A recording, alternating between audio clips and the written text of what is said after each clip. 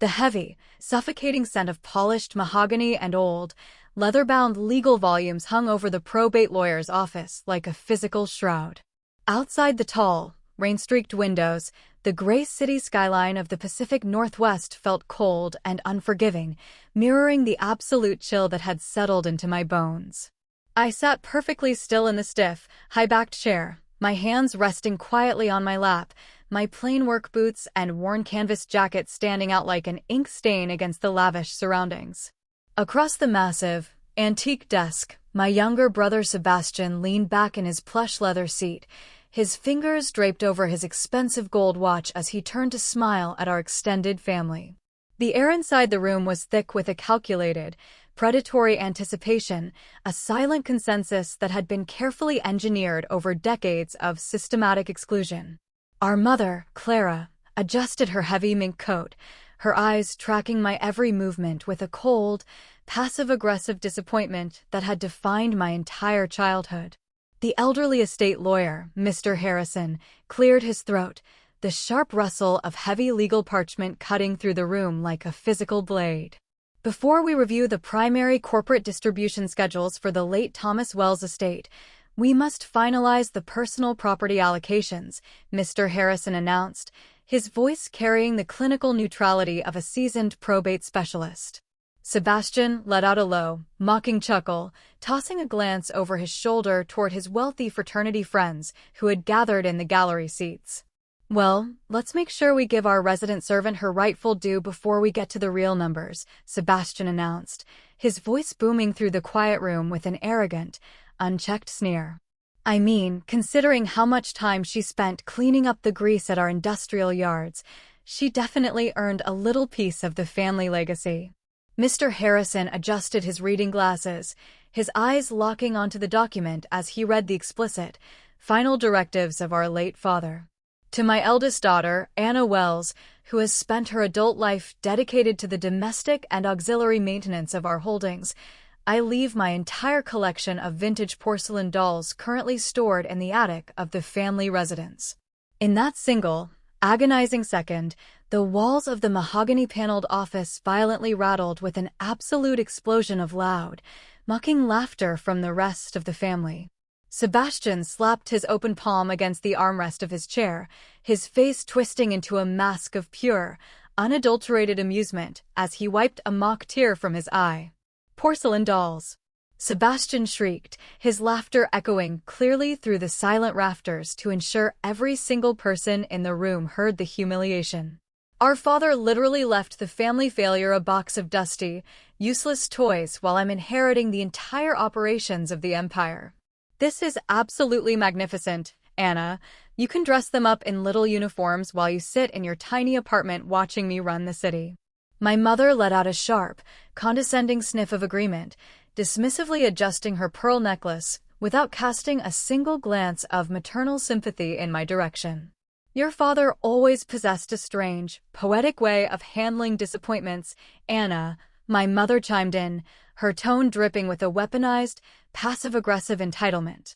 "You always chose to remain the quiet, independent outcast of this family, refusing to dress for our high-society charity galas, so it's only fitting that your inheritance matches your small-minded world. Just sign the acknowledgement waivers so we can move forward with the real corporate transitions.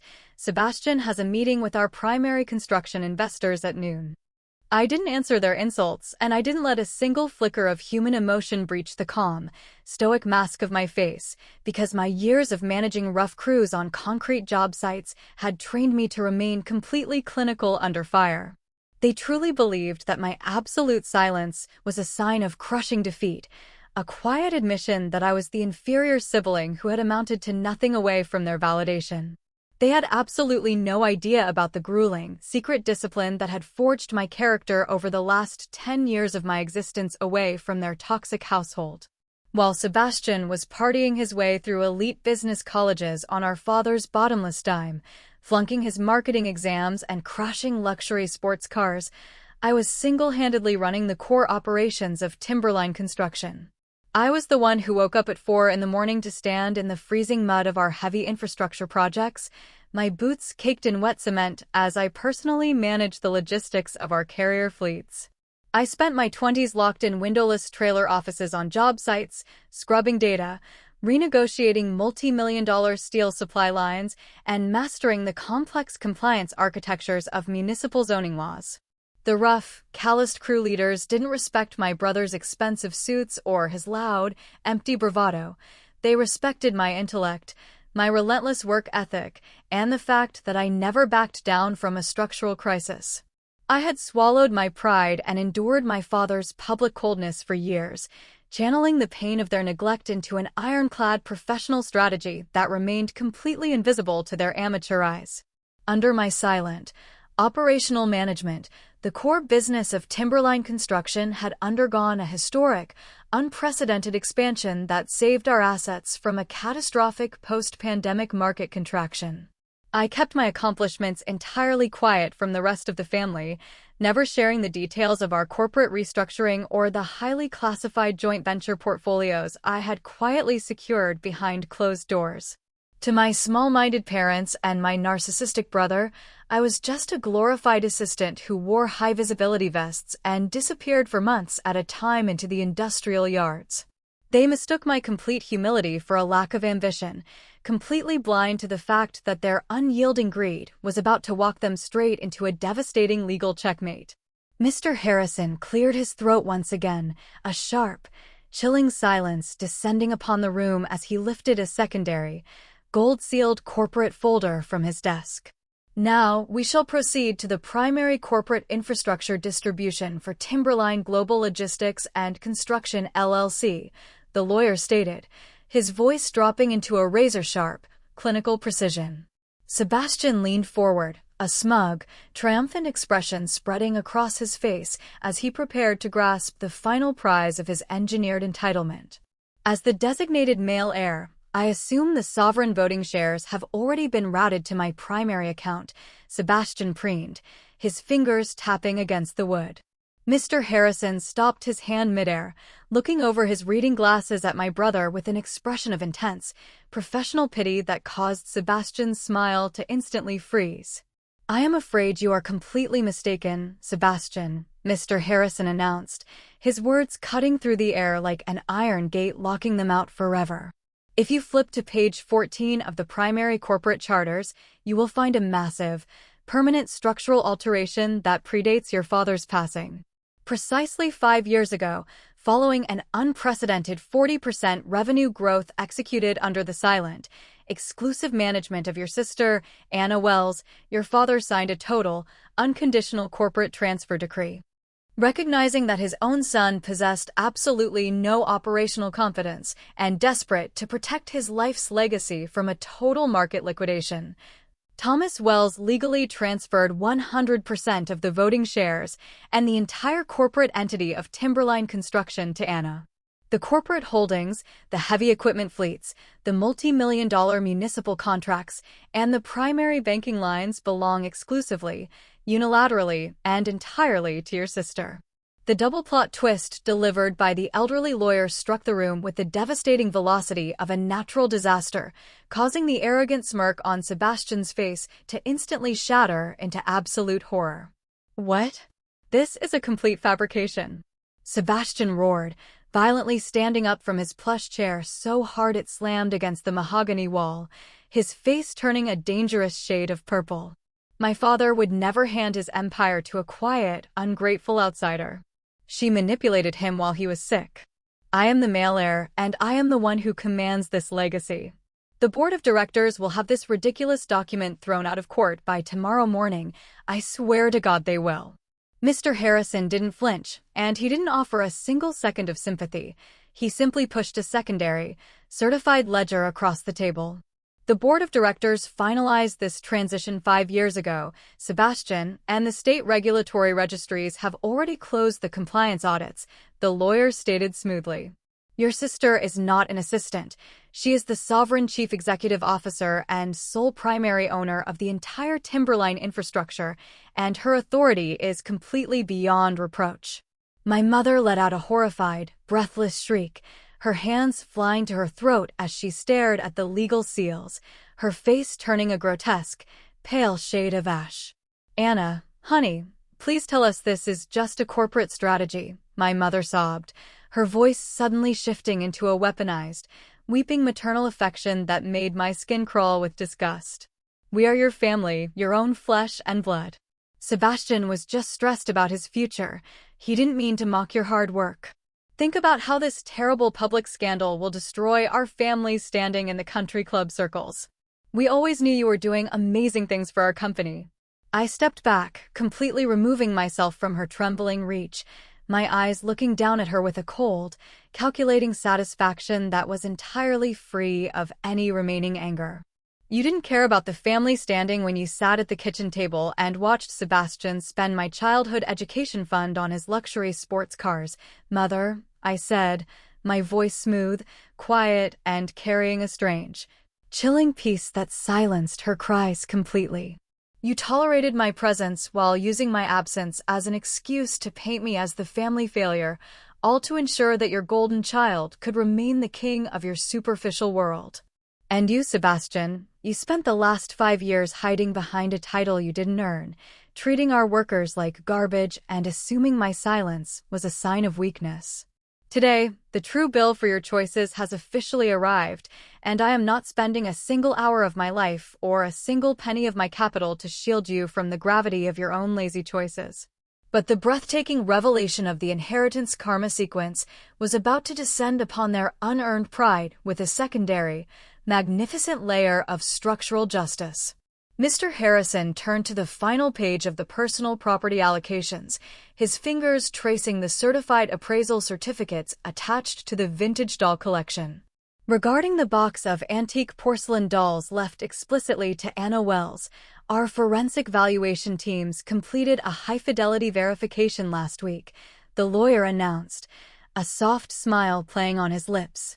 "Your late grandmother had secretly lined the hollow porcelain chambers of those pristine, museum-grade 19th-century French dolls with an archive of mint-condition historical gold coins and rare colonial documentation to protect them from estate taxes. Because they have been kept in absolute, pristine preservation within the attic for decades, the collection possesses a verified, independent market appraisal value of over $500,000 in pure liquid capital." Sebastian dropped heavily back into his chair, his eyes bulging with a sudden, suffocating panic as his mind struggled to process the total, catastrophic collapse of his reality. The sister he had just branded a failure in front of his friends had walked out of the room as a multimillionaire corporate sovereign, while his own inheritance consisted of pure financial devastation. When Mr. Harrison read the final asset distribution lines designated for Sebastian, the absolute bankruptcy of his future laid itself bare before the entire room. Sebastian's inheritance consisted exclusively of our father's old, rusted-out commercial pickup truck, a vehicle currently resting in the industrial yard needing a completely replaced $5,000 transmission, and the grand family residence, which Sebastian had proudly assumed would be his private playground, was legally loaded with a massive, hidden $300,000 secondary commercial mortgage that our father had executed to cover Sebastian's old college debts.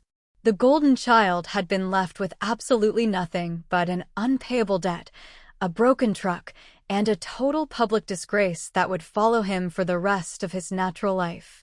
I stood up slowly from my chair, letting my canvas jacket slide carelessly to the floor to reveal the crisp, tailored executive attire I had worn beneath it. I gathered the master cryptographic keys and the pristine corporate folders of Timberline Construction, walking down the center aisle of the office without a single beat of hesitation or regret. As I stepped out of the mahogany doors into the cool, fresh evening air, the doors closing firmly behind me with a heavy, definitive thud, a profound sense of total liberation settled deep into my soul. The house of cards they had built on a foundation of unearned privilege, severe sibling favoritism, and structural inequality had completely dissolved into pure ash, leaving behind the clean, unbreakable reality of my own self-worth. The realistic domino effect of that afternoon's choices descended upon Sebastian over the subsequent 12 months with the unstoppable precision of a natural law. Without my corporate earnings quietly subsidizing his laziness, the crushing weight of the $300,000 mortgage crashed into his existence like a physical sledgehammer.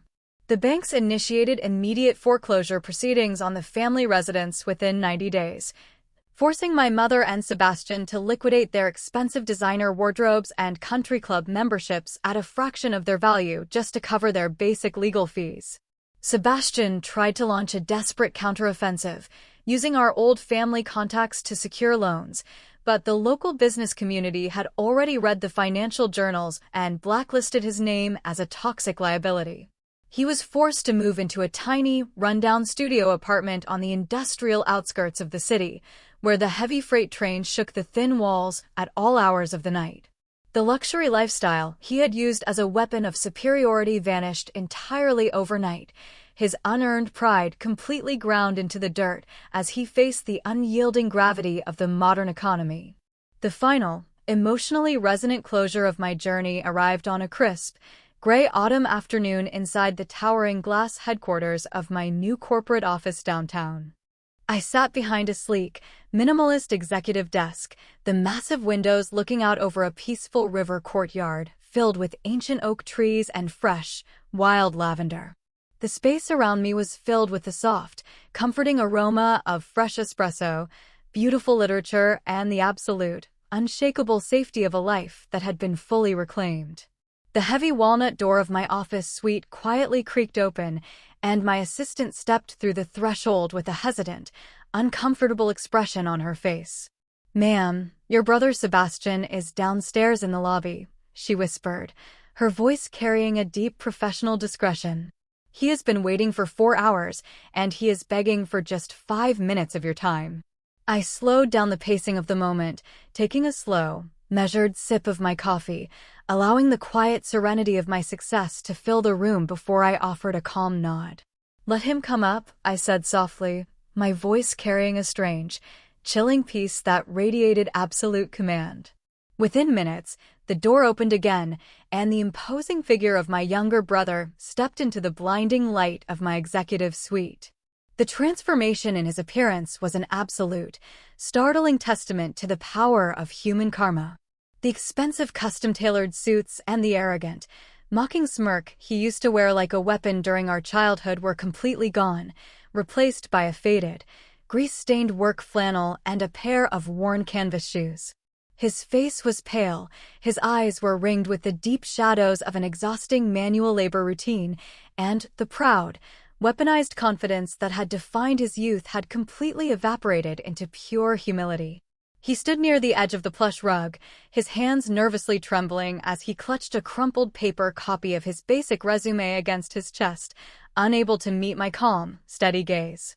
"Thank you for seeing me, Anna," Sebastian whispered, his voice rough, broken, and completely stripped of the shrill, entitled pitch he had weaponized in the lawyer's office.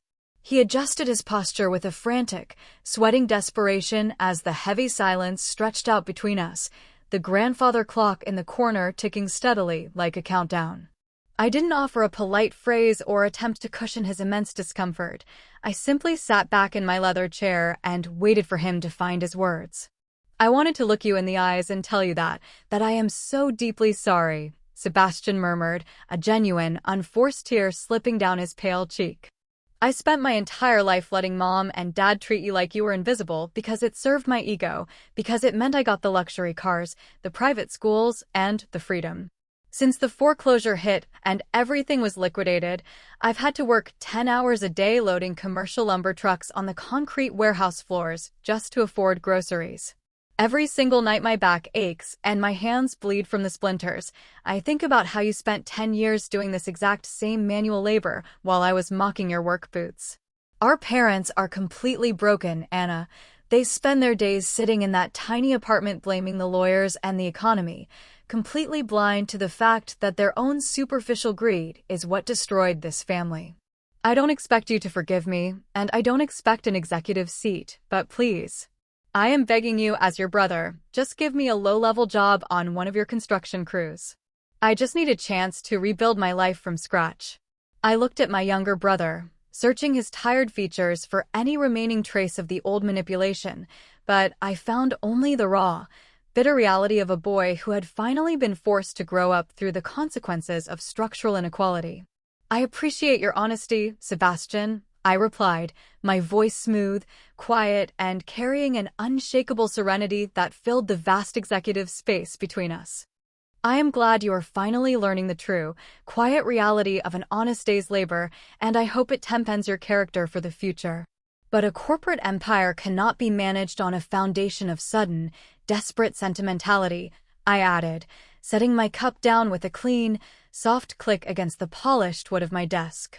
Timberline Construction operates strictly on a system of pure merit and absolute professional compliance, and right now, the company isn't hiring. Sebastian stared at me, his jaw trembling violently as the absolute finality of my detachment completely crashed into his consciousness, his shoulders slumping as he realized there was no escape route left. He didn't scream, and he didn't launch an arrogant tantrum.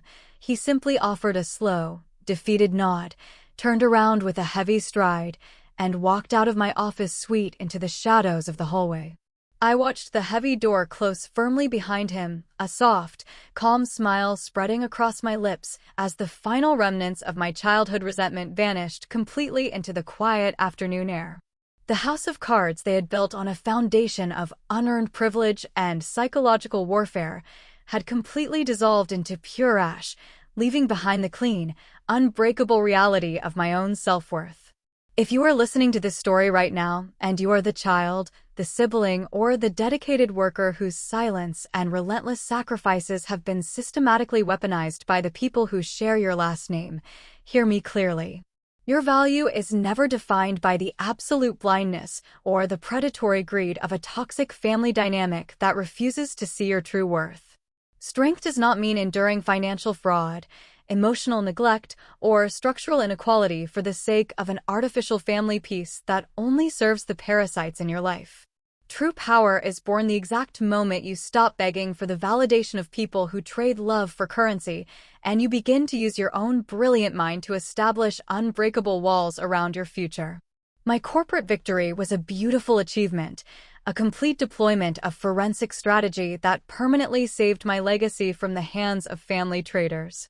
But the true victory, the one that allowed me to look into the mirror every single morning with a peaceful, confident smile, was the absolute freedom of knowing that I am more than enough. Home is not a geographic structure defined by a shared surname, a genetic code, or the toxic obligation to sacrifice your youth for people who treat your existence like a convenience. Home is where your boundaries are treated as absolute, where your hard work is genuinely honored, and above all else, home is where you are respected.